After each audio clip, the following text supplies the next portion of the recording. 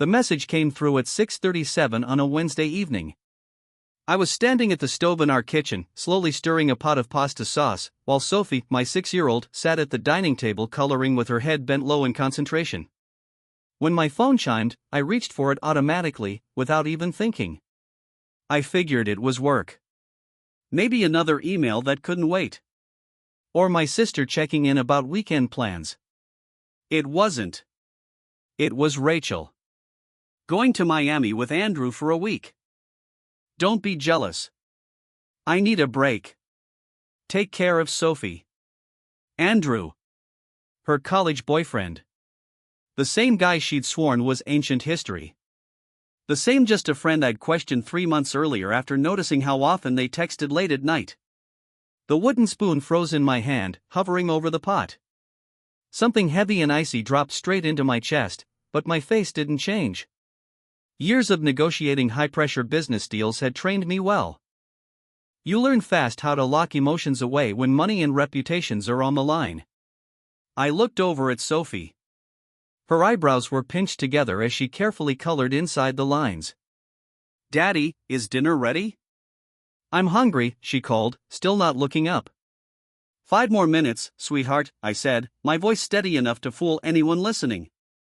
I set my phone face down on the counter and went back to stirring. Left to right. Along the edges. Don't let it burn. My hands moved on autopilot, but my mind was sprinting. Rachel had left that very morning with a small overnight bag. She'd kissed me on the cheek, quick and distracted, and told me she was flying to Houston. A business emergency, she said. Her sister Monica was having a rough time at work and needed emotional support. I believed her. I always did. 10 years of marriage. A beautiful little girl. A Tudor-style house in one of Austin's nicest suburbs. Dinner parties. Shared accounts. Retirement plans. Trust, real trust. And now I could see it for what it was. A house of cards. One careless text, 17 typed words, and the whole thing collapsed.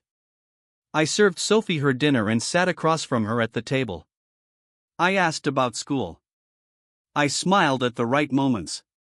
I nodded when I was supposed to. All the while, somewhere deep inside, I was putting something together. Not out of anger. Not out of panic. Out of precision. The same calm, deliberate mindset I used when dismantling hostile takeover attempts for clients. Later that night, when I tucked Sophie into bed, she wrapped her arms around my neck and whispered, "I love you, Daddy. You're the best daddy in the whole world." That almost broke me. For a second, my throat closed up so tight I couldn't speak. I hugged her a little longer than usual, breathing in the scent of her strawberry shampoo, committing the weight and warmth of her small body to memory. This was what Rachel had gambled with. This was what she'd treated as expendable. "I love you too, Sophie Pad," I finally managed. "More than anything." After she fell asleep, I stood in her doorway for a long moment. The nightlight cast soft shadows across her peaceful face. That was when the hurt hardened into something else. Something colder. Sharper. I walked back to our bedroom and, for the first time, let myself reply to Rachel. "Understood. We'll be fine. Enjoy yourself." Then I made a call. Michael Turner picked up on the third ring. We'd been friends since college, roommates for 3 years before life split us onto different paths. He became one of the most feared divorce attorneys in Austin. I built my consulting firm. We still met for drinks once a month, though lately our conversations stayed shallow. Tonight, that was about to change. "Daniel? Everything okay?" he asked. "It's almost midnight." "I need to see you," I said. "Now. It's important." There was a brief pause. "My office." 30 minutes. As I drove through Austin's quiet streets, memories of Rachel came at me one after another. Our first date at that little Italian place downtown, where she laughed so hard at my jokes she actually snorted wine. The way her hands shook when I proposed at the Botanical Gardens. the exhausted, triumphant look on her face when she held Sophie for the first time. Had it all been fake? Or had she just stopped caring somewhere along the way?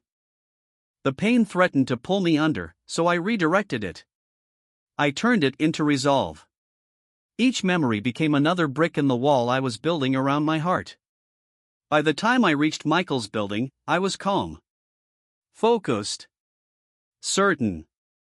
His office sat on the top floor, overlooking the state capitol. He was waiting for me in the lobby, key card ready. He wore jeans and a wrinkled University of Texas t-shirt, his salt and pepper hair a mess. I hadn't seen him this casual in years.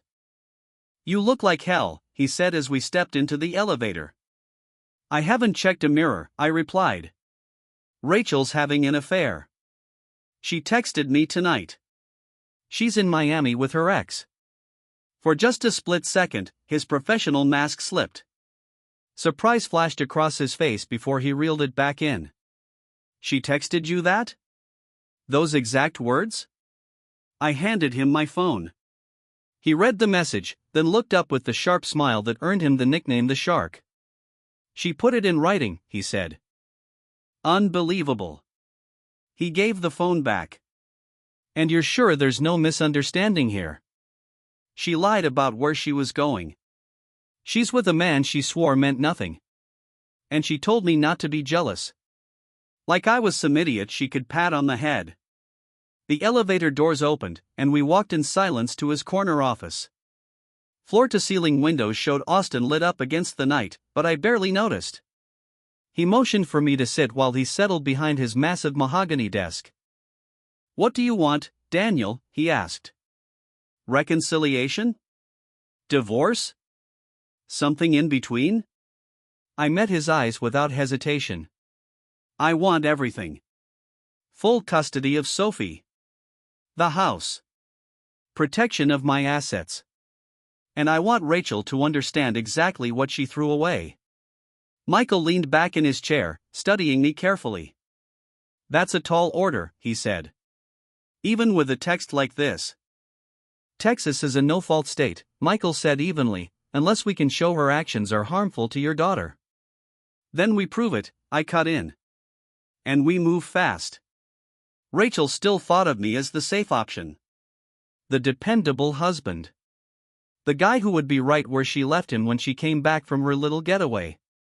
She'd never seen me across a conference table with seven-figure deals hanging in the balance. She had no idea how I operate when something matters. For the next 2 hours, we built a plan. Michael started calling people, even with the clock pushing past midnight. Favors were pulled. Messages were left. By the time I walked out of his office, the first gears were already turning. Driving home through empty streets, the adrenaline faded, and grief slammed into me out of nowhere. I had to pull over because I couldn't see through the tears. For 10 full minutes, I sat there gripping the steering wheel until my hands ached, letting the pain wash through me. That was it. My one moment of weakness. After that, there would only be strategy. When I finally turned into the driveway, my driveway now, it was almost 3 a.m. I stepped inside and stopped in the entryway, staring at the wall of family photos. Rachel and me in Greece on our honeymoon. The 3 of us at Sophie's 4th birthday party. Rachel in her graduation cap, Sophie and I grinning beside her. I took them down one by one.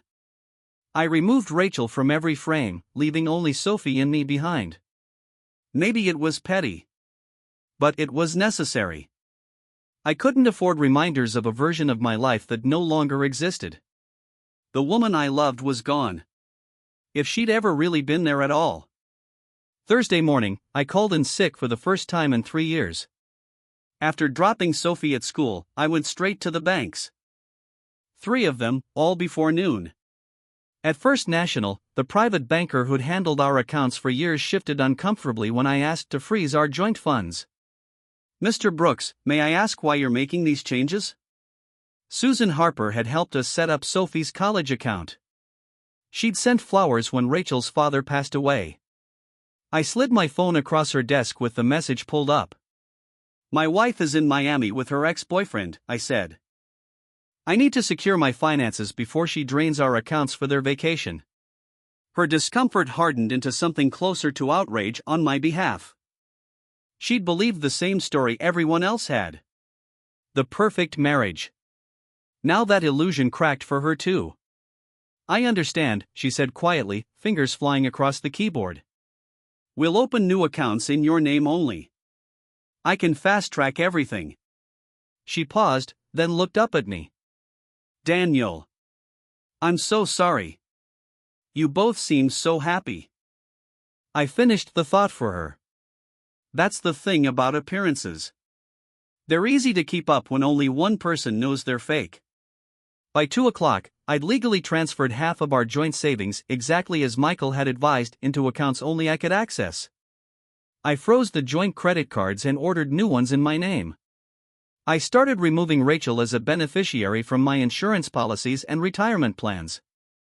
Each signature felt like taking something back. Each form was another layer of separation between my old life and whatever came next. Then my phone buzzed. Having dinner at that seafood place you always wanted to try. Wish you were here. Give Sophie a kiss from me. The casual cruelty of it hit harder than anything else. She was flaunting her betrayal, pretending to care, as if I should be grateful while she chose someone else over our family. I showed the message to the bank manager. He shook his head and immediately pushed my remaining requests through with even more urgency. At 3 p.m., I met Lucas Bennett, the private investigator Michael had recommended. His office sat above a convenience store, cramped and cluttered with filing cabinets and outdated computers. Miami's easy, Lucas said after I explained the situation. He was a former cop, thin, gray-haired, sharp-eyed. You've got the hotel name. The Four Seasons. Rachel had texted her sister the details, assuming Monica was covering for her. What she didn't know was that Monica had called me the night before, confused about why Rachel claimed to be visiting her at all. Expensive taste, Lucas said. I've got people in most luxury hotels. We'll have photos within 24 hours. Time stamped. Location verified. Court ready. I want everything, I told him. Times. Places. What they're doing. And anything that shows she's choosing him over her responsibilities as a mother. He nodded and made notes. What about the boyfriend? Andrew Palmer. CFO at Foster Medical Group. Married to Natalie Foster, the CEO and majority owner. They live in Dallas. Lucas let out a low whistle. The medical device heiress. Yeah, this just got interesting. Dig into him too, I said. Their history. How long this has been going on. He set his pen down and studied me. You know, most guys who walk in here are falling apart. They want proof so they can confirm what they already suspect. Then they go home and drink or beg or break down. And me? You already know what you want, he said. You're not collecting evidence to decide anything. You're collecting leverage. I didn't argue. Just get me what I need, I said. I left his office feeling something close to calm. The shock was gone. In its place was direction. For years, I'd poured my drive and discipline into building my firm and backing Rachel's ever-changing ambitions. Now, all of that focus had a single target. Making sure she lost everything that mattered to her. Just like she'd thrown away everything that mattered to me. That afternoon, when I picked Sophie up from school, she asked the question I'd been quietly bracing for all day. When is Mommy coming home? I knelt down in the parking lot so I was eye level with her, looking into those wide, trusting eyes.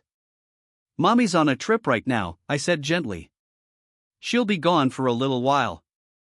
She frowned. But when Mommy travels, she always calls me before bed. That was the part that hurt the most. Rachel hadn't called once. Not to say goodnight. Not to check in. Not even to ask how Sophie was doing.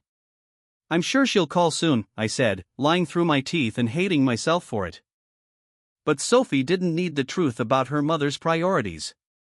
Not yet. How about ice cream on the way home? I added. Her face lit up instantly, worry replaced by excitement. Just like that. I watched her skip toward the car and thought how unfair it was that adult pain didn't disappear so easily. That night, after Sophie fell asleep, I sat alone at the kitchen table, trying to quiet my thoughts.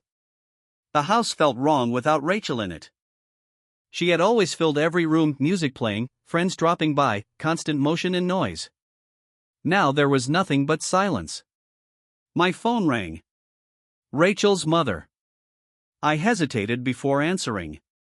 Daniel? Is everything okay? Margaret Collins asked. I've been trying to reach Rachel all day, and she's not answering.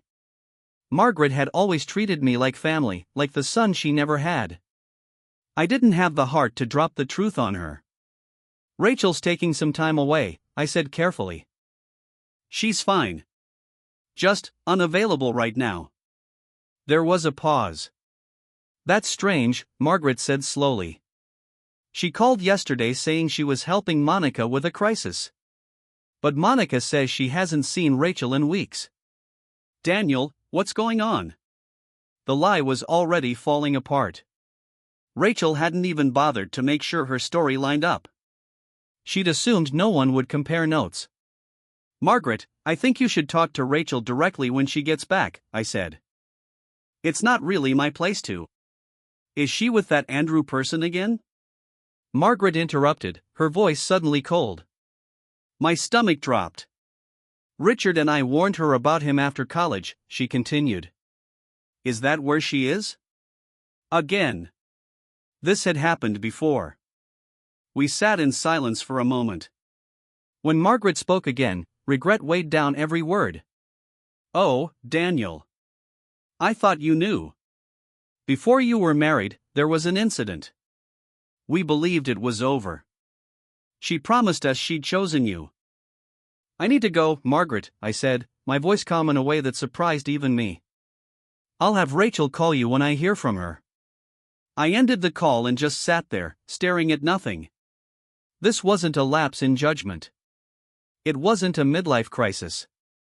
It was a pattern. A history that had been kept from me. I sat there longer, the weight of everything finally settling in. Suddenly everything made sense. Rachel's defensiveness whenever Andrew's name came up. The way she over-explained, insisted too strongly that they were just friends. Our marriage hadn't been built on trust, it had been built on what she chose not to tell me. Any remaining hesitation disappeared right then. I wasn't being cruel. I wasn't being vengeful. I was finally seeing Rachel clearly and responding accordingly. By Friday morning, Lucas delivered. My phone buzzed while I was making Sophie breakfast. Can I have Mickey Mouse pancakes, Daddy? She asked, peeking up at me with those hazel eyes she got from her mother. Absolutely, I said with a smile, slipping my phone back into my pocket. Whatever was on it could wait. She came first. After dropping her at school, I pulled into a quiet park and finally opened the messages.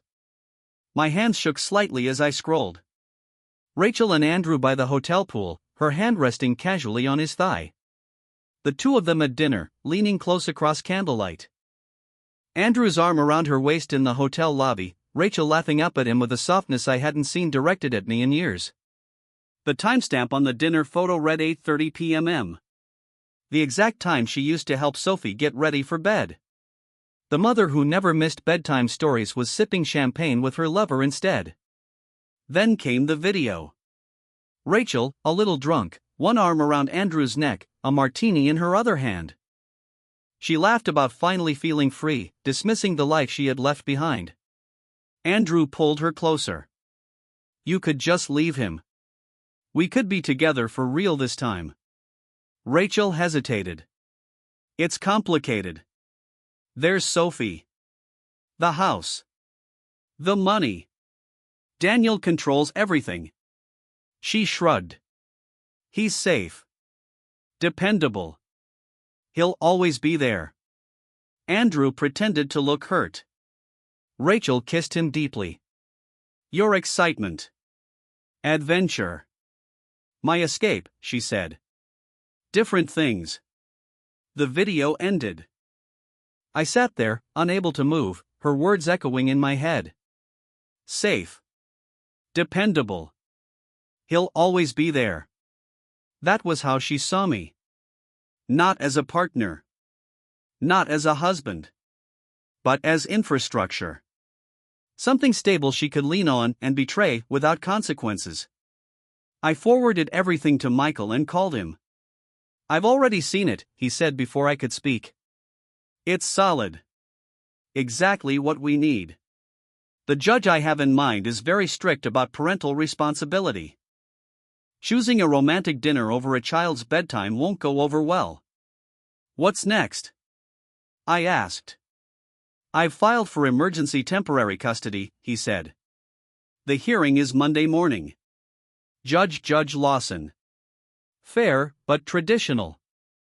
These photos, combined with her essentially leaving her child to pursue an affair, give us a strong position. She didn't leave Sophie, I said automatically. I'm here. Legally, Michael replied, she abandoned her parental duties to pursue an extramarital relationship, assuming you'd cover for her while she did it. That's the argument. After we hung up, I sat in my car and watched families in the park. Parents pushing kids on swings. Couples holding hands. Ordinary people living ordinary lives. All of them unaware how fast everything could fall apart. With just one text message. There was one more move left. The most dangerous one. Foster Medical Group's headquarters rose over downtown Dallas like a monument to money and power, all glass and steel catching the midday sun. I'd made the 3-hour drive straight from Austin after arranging for my parents to pick Sophie up from school and keep her for the weekend. They thought I had a sudden business emergency. I hadn't told them about Rachel yet. That conversation could wait. I'd called ahead, leveraging my consulting firm's reputation to request a meeting with Natalie Foster herself. Her assistant had resisted at first. Natalie's schedule was booked months out, but I'd casually mentioned potential regulatory concerns tied to their upcoming product launch. That did the trick. My meeting was set for 2 p.m. During the drive, Rachel called 3 times. I ignored every one. At a rest stop halfway to Dallas, I finally listened to the voicemails. Daniel, my credit card was declined at dinner last night. Can you check on that? Next message. I just tried to pay for a spa treatment and all our cards are invalid.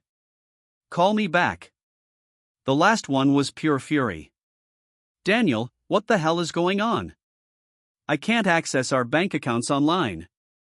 If this is your idea of a joke, it's not funny. No mention of Sophie. No concern about us. Just anger that her comfort had been interrupted. I deleted the messages and kept driving. Natalie's office occupied the entire top floor.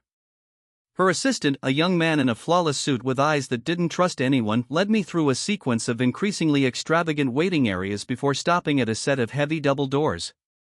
Mr. Brooks for Mrs. Foster, he announced. Natalie Foster was not what I expected. Based on her reputation, I imagined someone older. Harder. Instead, she looked early 40s, with short dark hair framing a sharp, controlled face. She wore a simple black dress that probably cost more than my mortgage. No jewelry, except a wedding band in small diamond studs. She glanced up from her computer and smiled professionally, though her eyes stayed cold. Mr. Brooks, she said. You've come all the way from Austin with concerns about our regulatory compliance. No, Mrs. Foster, I replied evenly. I'm here about your husband. The smile disappeared instantly. She studied me like a problem that needed solving. Explain. Quickly. I placed my phone on her desk and opened the photos. This is your husband in Miami, I said. With my wife. Natalie looked through the images slowly, methodically. Her expression barely changed, though the muscles around her eyes tightened. When she finished, she set the phone down and looked straight at me. Why are you showing me this? Because you deserve to know, I said. And because I think we can help each other. She leaned back slightly. Help each other how? I want custody of my daughter. I want my home. And I want my wife to understand exactly what she's thrown away. I suspect you might want something similar. Natalie didn't respond right away. Instead, she pressed a button on her desk phone. Richard, she said calmly, cancel my remaining meetings today. And have legal bring me the contingency files related to Andrew's employment. She released the button and turned back to me. Tell me everything, she said. Start with your full name and why I shouldn't have security escort you out for bringing me what could be fabricated photos. For the next hour, I told her everything. The text messages. The lies. Rachel's supposed trip. My response. The steps I'd already taken. Natalie listened without interrupting, her face unreadable. When I finished, she stood and walked to the window, gazing out over Dallas. Andrew signed a prenuptial agreement, she said finally. Infidelity triggers it. Completely. She turned back to me. He loses his job. His equity. His access to our assets. Everything. Then she added, but it requires proof. Evidence strong enough to survive a courtroom. Photos can be challenged. I have more, I said. I played the video from the hotel bar. Natalie watched it once. Then again. Her expression hardened with each second. When Andrew suggested Rachel leave me, something flickered in her eyes. Recognition, maybe. That will do, she said at last. That will do very nicely. She returned to her desk and picked up her phone. I have a better idea. She dialed without hesitation. Julian, it's Natalie. I need the jet ready. Miami tonight. I'll need the special security team. A pause. Yes, she said. That kind of situation. Bring the technical equipment. She hung up and looked at me steadily. Do you want to destroy them, Mr. Brooks, she asked, or simply win your divorce? I want justice, I said carefully. Justice, she repeated, faint amusement in her voice. A very flexible word. She smiled thinly. My husband betrayed me. Your wife betrayed you. They violated agreements they willingly entered into. Now, she said, they face consequences. She wrote something on a business card and slid it across the desk. My private number. Go home to your daughter. By Monday morning, she added, you'll have everything you need for your custody hearing.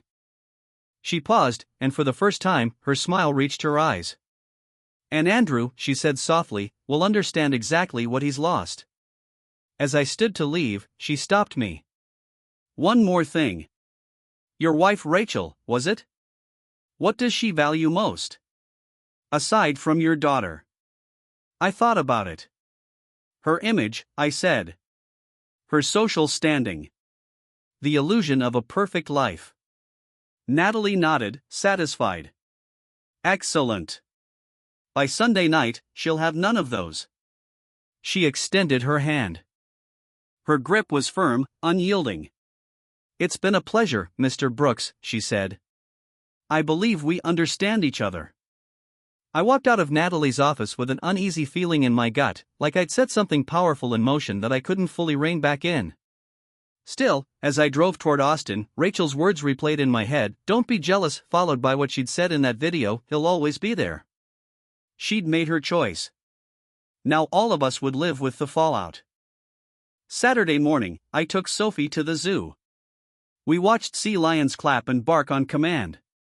We fed giraffes by hand, their long tongues wrapping around lettuce from our palms. We ate outrageously overpriced ice cream that melted faster than we could keep up, dripping onto our shoes. I took photo after photo of Sophie, laughing, pointing, eyes wide with wonder. Proof of a father showing up, being present, while her mother was nowhere to be found. My phone buzzed now and then with updates from Michael and Lucas, but I didn't look. That day belonged to Sophie. As we stood watching elephants spray themselves with water, she tugged on my sleeve. Daddy, why doesn't Mommy call me at bedtime anymore? She always does when she's away. The question sliced straight through me. I knelt beside her, searching for words that wouldn't hurt her. I think Mommy's been really busy, I said slowly. I stopped myself from repeating Rachel's lie about her sister. Sometimes when grown-ups travel, they get distracted and forget things they shouldn't. Sophie frowned. But Mommy says I'm the most important thing in her whole world. More important than anything. Children have a way of saying the quiet parts out loud. You are the most important thing, I said softly. To both of us. Grown-ups make mistakes sometimes, but that doesn't change how much we love you. She nodded, seeming satisfied for the moment. But as we walked on, her energy was different. Quieter. Every time my phone buzzed, she glanced at it, hoping it was her mother. That night, after my parents picked Sophie up for a sleepover, I finally checked my messages. Rachel had sent several, each more frantic than the last, demanding to know why her credit cards weren't working and why she couldn't access our accounts. The last message stood apart. Daniel, this isn't funny anymore.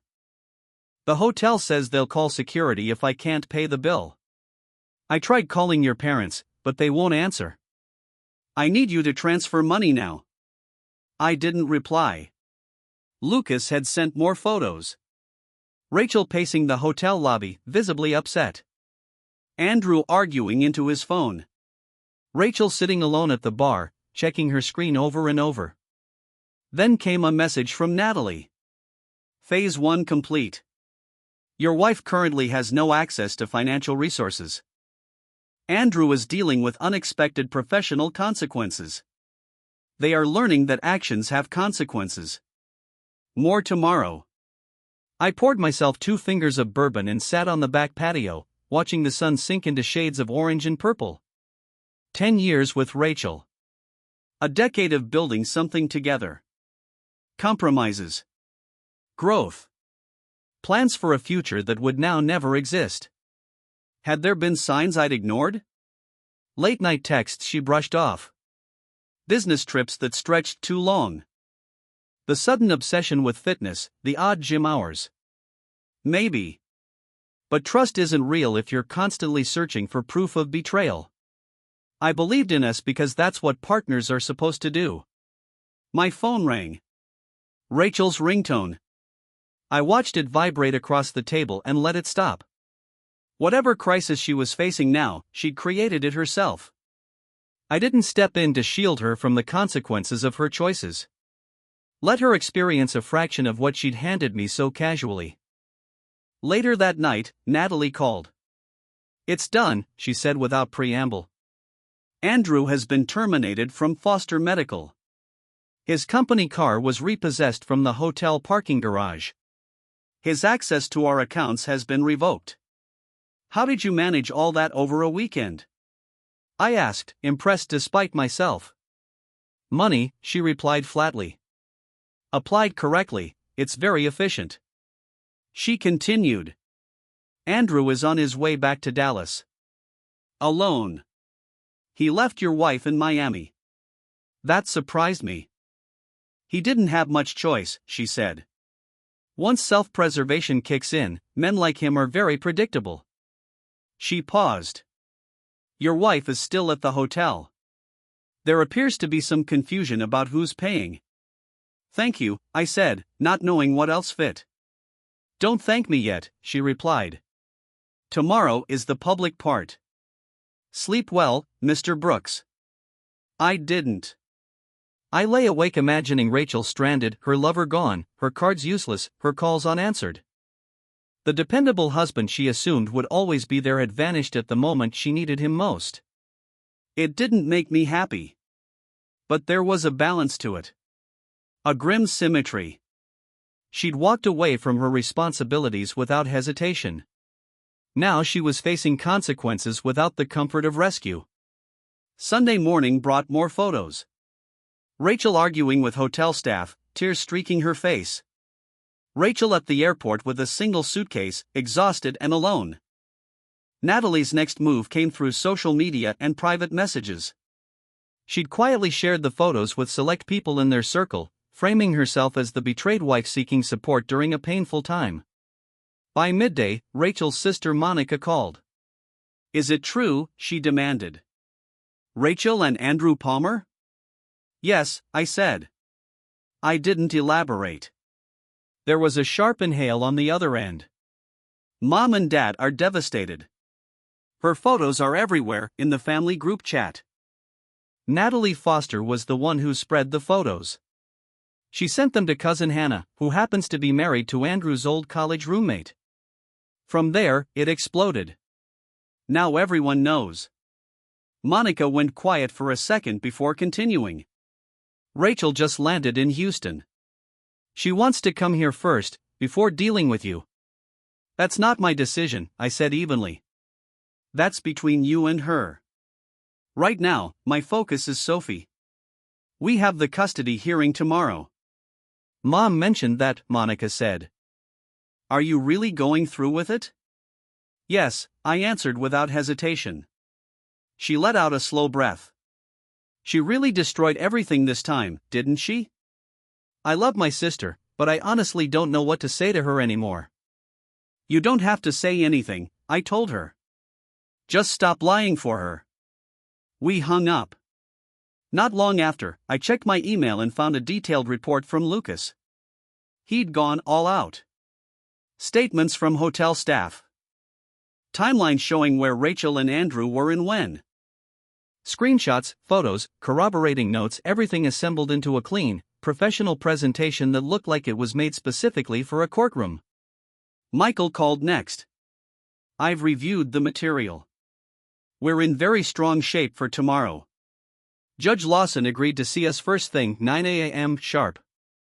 Make sure Sophie goes to school like a normal day. She shouldn't be anywhere near this." "Understood," I said. "What should I expect?" "Given the evidence, I anticipate the judge will grant temporary full custody while we move forward with the divorce. Rachel will likely be limited to supervised visitation at first. Once that order is entered, we'll move quickly to secure the house and the rest of the assets." He paused. "Have you heard from Rachel directly?" "She's been calling and texting." "I haven't responded." "Good. Let her first communication be through her attorney, assuming she even has one yet. With everything happening over the weekend, there's a strong chance she shows up tomorrow without representation." About an hour later, Rachel called again. Against my better judgment, I answered. "Daniel," she said. Her voice sounded wrecked, raw. "Finally. Why haven't you been answering me?" "I've been busy with Sophie," I replied calmly. "Making sure she's okay after her mother left her." "I didn't leave her," Rachel shot back. "I just took a short trip." "You're her father too, you're supposed to take care of her." "A trip you lied about," I said. "A trip you took with your lover while ignoring your daughter." She sucked in a sharp breath. How do you know about Andrew? About any of this? About the lies? About the break you needed from being a wife and mother?" I said. "I know everything." Silence hung between us. When she finally spoke again, her voice was smaller. "It's not what you think." "It's exactly what I think," I said. "I have photos. I have your texts. I have the video." "Video?" Panic crept into her tone. "What video?" "The one of you at the hotel bar," I said. "Toasting to husbands who don't ask questions. Laughing about how I'm safe, dependable, always there, while Andrew is your excitement. Your escape." Another long silence. "Daniel, please," she whispered. "Let me explain. Let me come home. We can talk." "There's nothing to talk about," I said. "And it's not your home anymore." "What are you saying?" "I'm saying there's a custody hearing tomorrow morning. 9 o'clock. Judge Lawson's courtroom. You should find an attorney." "Custody?" Her voice rose in disbelief. "You're trying to take Sophie from me over one mistake?" "One mistake?" I snapped, the restraint finally cracking. You lied repeatedly. You cheated. You abandoned your daughter. You spent our money on hotels, dinners, spa days with him. And then you had the nerve to tell me not to be jealous, as if I should just accept it. This isn't one mistake, Rachel. This is a pattern. This is who you chose to be. She was crying openly now. Broken, desperate sobs. Please, Daniel. Please don't do this. I'll do anything. I'm sorry. I don't know what I was thinking. It's over with Andrew, I swear. Just let me come home. For a brief moment, just one, I almost folded. The sound of her crying. The way she said my name. 10 years of history pulling at something deep inside me that still loved the version of her I thought I knew. Then I remembered the video. Her laugh. The ease with which she dismissed our marriage. The confidence that I'd always be there to clean up her mess. 9 o'clock, I said quietly. Don't be late. I ended the call, my hand shaking slightly as I set the phone down. Part of me wanted to call her back, to hear her explanations, to search for something, anything, to salvage. But a colder, clearer part of me knew that would only invite more lies, more betrayal, more humiliation. That part won. The idea of Rachel standing in front of a judge alone, unprepared and unraveling, should have felt satisfying. Instead, I felt something closer to pity. I pushed it away. She made her choices deliberately. The consequences were hers. Monday morning came bright and cool. I put on my best suit, the one Rachel had once helped me choose for important meetings. My parents kept Sophie overnight and took her to school, telling her only that Mommy and Daddy had important appointments. The courthouse was quieter than I expected. Mostly lawyers in dark suits and court staff moving with practiced efficiency. Michael met me outside Judge Lawson's courtroom, confidence radiating off him. Rachel's here, he said softly. With her parents. No attorney that I can see. I nodded, keeping my face blank. We walked in together, taking our place at the plaintiff's table. I didn't look back toward where Rachel sat. Judge Lawson, a woman in her 60s with steel gray hair and reading glasses perched low on her nose, called the court to order precisely at 9. She reviewed the paperwork carefully before looking up. This is a petition for emergency temporary custody, she said. On what grounds are you seeking such extraordinary relief, counselor? Michael stood. Your Honor, we have clear evidence that the respondent, Rachel Brooks, abandoned her 6-year-old daughter without proper arrangements in order to pursue an extramarital affair. She lied about where she was going, Michael continued. She crossed state lines with her paramour and showed a troubling lack of judgment and responsibility. Judge Lawson lifted her gaze toward the back of the courtroom. Is the respondent represented by counsel? No, Your Honor, came Rachel's voice. It was quiet but steady. This hearing was scheduled without my knowledge. I only found out yesterday. For the first time since entering the courtroom, I allowed myself to look at her. Rachel sat between her parents, and she barely resembled the woman I'd known.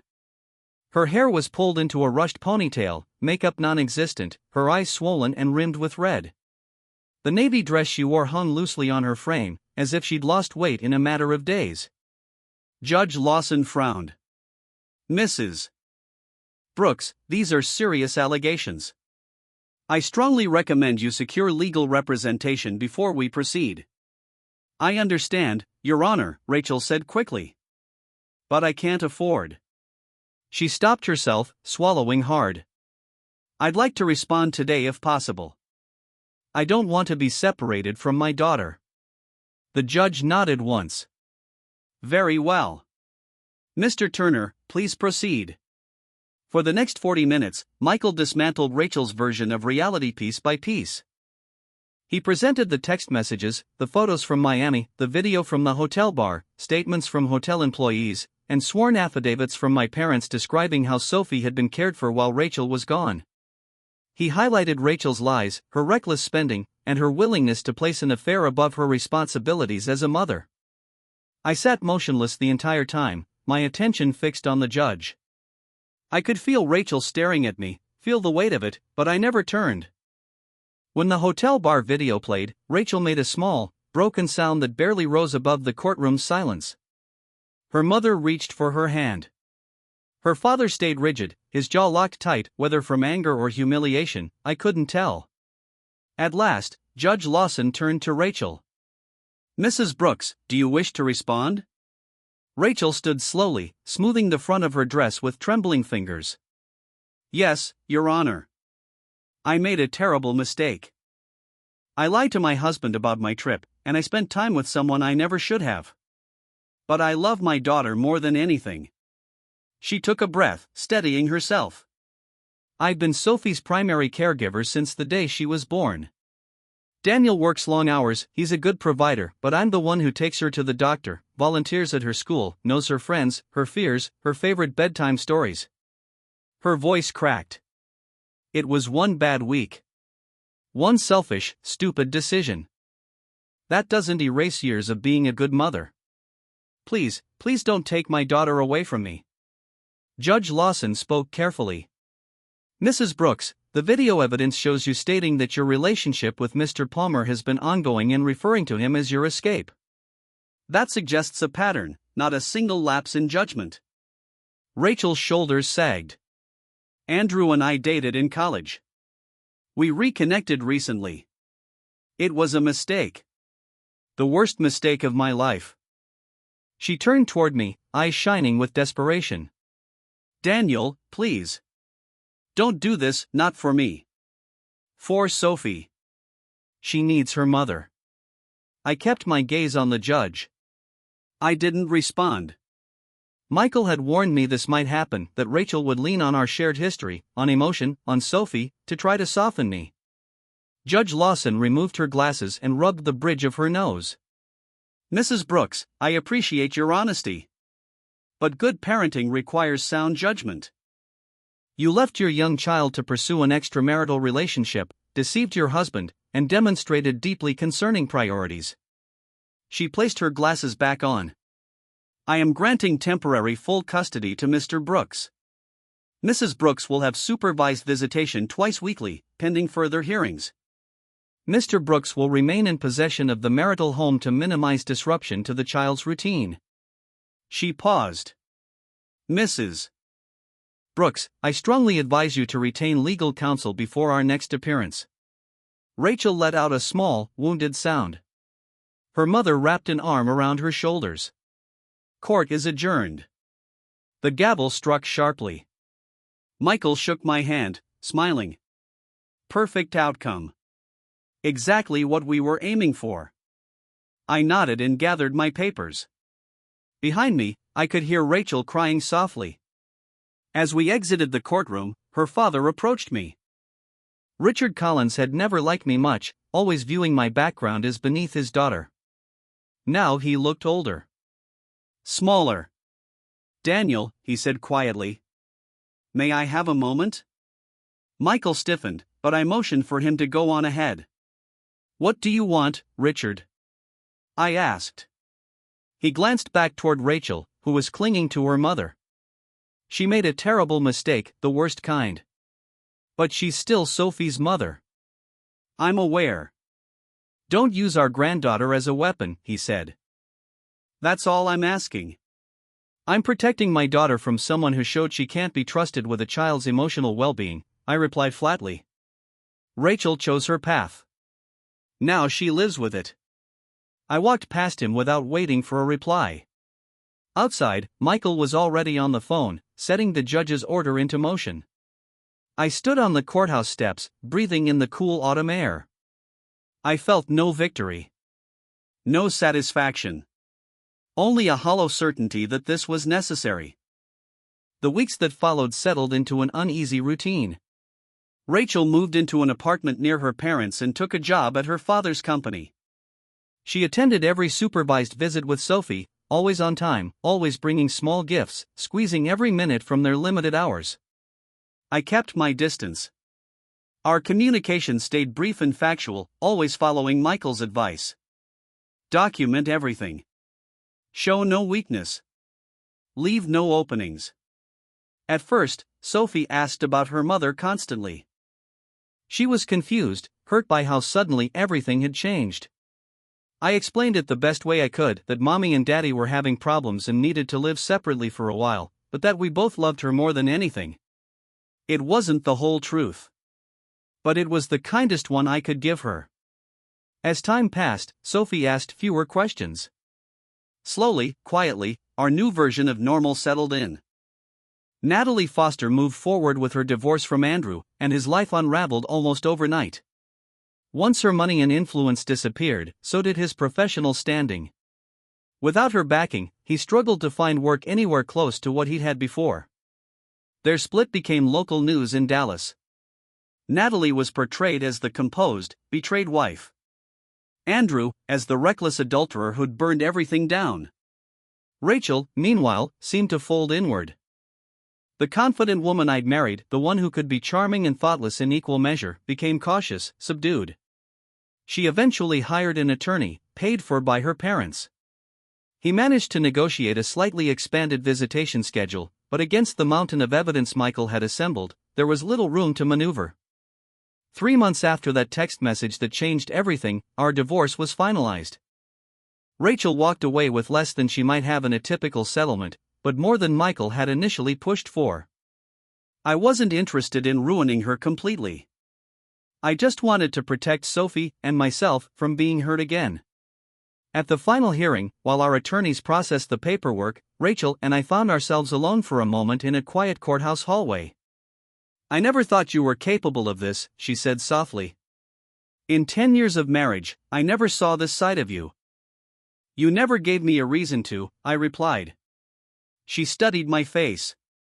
Was it all an act? The patience. The understanding. The man who forgave every mistake I made. "No," I said honestly. "That part was real. But so is this. You mistook kindness for weakness. That was your mistake." "I know I hurt you," she said. "I know I broke your trust. But did you ever stop to wonder why I turned to Andrew? Did you think maybe something was missing between us?" "If something was missing," I said, "you should have said so. We could have worked on it together. Instead, you lied. You cheated. You walked away from your family. That's the coward's way out, Rachel." She flinched like I'd struck her. "And what you did," she shot back. "Teaming up with Natalie. Cutting off my finances. Using Sophie as leverage. That wasn't cowardly?" "It was strategic," I said evenly. "And it worked." Our attorneys returned then, ending the conversation. We signed the final documents without another word, our marriage reduced to signatures and stamped pages. That evening, Natalie Foster called. We'd stayed loosely in touch as our divorces moved forward, exchanging brief updates, nothing more. "It's finished," she said, satisfaction clear in her voice. "The divorce is final. Andrew gets nothing except a small settlement I added to prevent appeals." "How about you?" she asked. "Also done," I said. "Signed everything this afternoon." "Then congratulations are in order," she replied. "I'm in Austin for a conference this weekend. Maybe we celebrate with dinner?" I hesitated. Natalie was smart, powerful, and undeniably dangerous. What we'd shared wasn't romance, it was vengeance, born out of mutual betrayal. That wasn't a solid foundation for anything healthy. "I appreciate the offer," I said carefully. "But my focus is Sophie right now. Maybe another time." "Of course," she said smoothly. "The offer stands. Some people are worth waiting for." After the call ended, I sat alone in the quiet house that was finally, undeniably mine. The life Rachel and I had built together was gone for good. In its place stood something different, harder in some ways, simpler in others. I'd lost my wife but kept my dignity. I'd protected my daughter. And I'd made it clear to anyone who mattered that I wasn't a man to be discarded without consequence. That night, as I tucked Sophie into bed, she asked the question I'd been dreading. "Daddy, is Mommy ever coming home?" I brushed her hair back gently, buying myself a moment. No, sweetheart, I said. Mommy and Daddy aren't going to live together anymore. But we both love you, and we'll always be your parents. Because of what Mommy did in Miami? The question caught me off guard. Who told you about Miami? Sophie shrugged. I heard Grandma talking to Grandpa. She said Mommy made a big mistake there, and that's why you're mad. I chose my words with care. Sometimes grown-ups make choices that hurt the people they love, I said. When that happens, things have to change. But none of this is your fault. And nothing will ever change how much we love you. She nodded, satisfied. Can I still love Mommy even if she made a mistake? Of course you can, I told her. You should always love your mom. She loves you very much. Sophie reached up and patted my cheek. Don't be sad, Daddy. We're gonna be okay. Her simple certainty nearly broke me. In that moment, I saw everything Rachel had truly lost, not just a husband who loved her, but moments like this, with a child whose heart was pure enough to offer comfort instead of needing it. You're right, Sophie Pad, I said, using her favorite nickname. We're going to be just fine. The final blow came 3 weeks later, on a cold, rainy November evening. Rachel's messages had grown more desperate over time, pleading for conversations, explanations, forgiveness. I'd stayed firm, limiting our contact to Sophie and legal necessities. That night, she called 7 times in under an hour. Worried something had happened to Sophie, I finally answered. Rachel, what is it? I asked. Is Sophie okay? She's fine, Rachel said quickly. I just need to talk to you. Please, Daniel. 5 minutes. We have nothing to discuss beyond Sophie's schedule. My parents are selling their house, she blurted out. They're moving to Florida. I can't afford my apartment on what I make at Dad's company, and he says they can't keep supporting me. Her voice cracked. I need help, Daniel. Just temporarily. Until I can get back on my feet. The irony was almost too clean to ignore. The woman who had leaned on her husband's stability while chasing excitement elsewhere was now watching both of her safety nets collapse at the same time. That's not my problem, Rachel.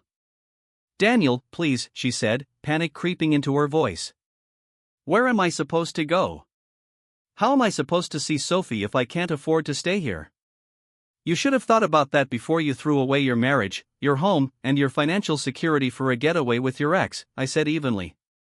My voice didn't rise. It didn't shake. Actions have consequences, Rachel. You're just finally feeling yours. I made one mistake, she insisted. One. How long are you going to punish me for it? This isn't punishment, I said. This is reality. You chose what mattered most to you, and now you're living with that choice. If I can't afford a place to live, I could lose my visitation, she said quickly. Is that what you want? For Sophie to lose her mother entirely? That stopped me. Sophie had always been the line I wouldn't cross. Whatever Rachel had done to me, my daughter's well-being came first. I'll have Michael draft an amendment to the custody agreement, I said after a moment.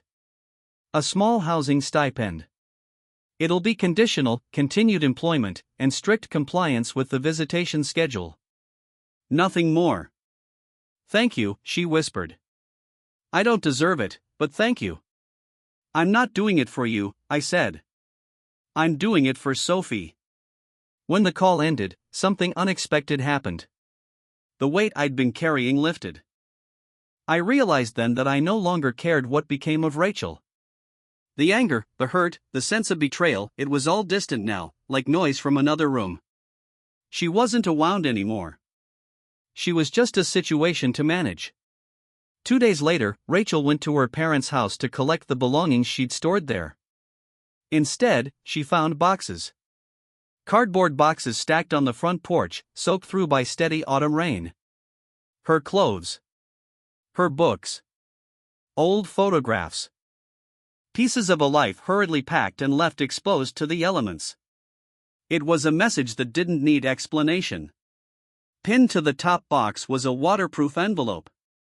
Inside were two things: a copy of our finalized divorce decree, the financial terms highlighted in stark yellow, and a short handwritten note from her father. "You made your choices. Now live with them. We've supported you through every mistake, every selfish decision. This time, you're on your own." Rachel stood there in the rain, facing the reality of how completely her life had unraveled. The woman who once had everything: a devoted husband, a beautiful child, a comfortable home, security, parents who always caught her, now had nothing but the consequences of her own decisions. That evening, as I tucked Sophie into bed, my phone buzzed. It was a text from Monica. "Rachel's at my place. She's a mess. Our parents kicked her out completely. Left her things in the rain. She said she texted you." I checked my messages and found Rachel's unanswered plea from hours earlier. "Everything is gone. They won't let me inside. My things are ruined. Please help me. I have nowhere to go." I set the phone down and didn't reply. Rachel would survive. She would rebuild. And eventually, she would understand that the man she'd dismissed as safe and dependable was someone who valued himself enough to walk away from betrayal. As for me, my focus stayed where it belonged, with Sophie. I would give her a steady, loving home. I would teach her about accountability, about self-respect, about choosing paths you can live with when the excitement fades. And maybe someday, when the time felt right, I'd open my heart again to someone who respected strength instead of mistaking kindness for weakness. In the end, Rachel didn't lose me because she went to Miami with Andrew. She lost me because she believed I would accept it. Because she assumed my patience meant fragility. Because she underestimated my resolve. Her greatest mistake wasn't the betrayal itself. It was believing I wouldn't make sure it was the last one she ever committed at my expense. Some men rage when they're hurt.